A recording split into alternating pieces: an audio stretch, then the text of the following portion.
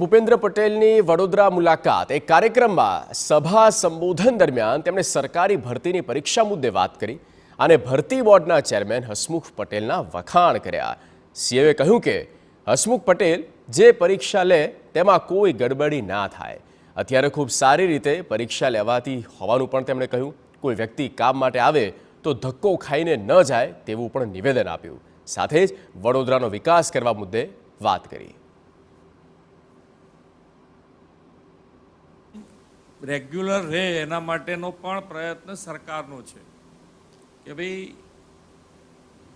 આજે મારી સાથે હસમુખભાઈ પટેલ હતા જે વધારેમાં વધારે એમણે નોકરીની જે એક્ઝામો લીધી છે ને એમનું નામ પડે ને લોકોને આનંદ થઈ જાય એમ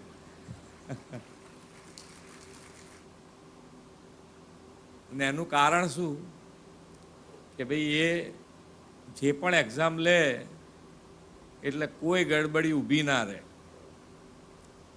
એટલે બધાને આનંદ થાય કે આ એક જ વખતમાં એક્ઝામ તો થઈ જશે।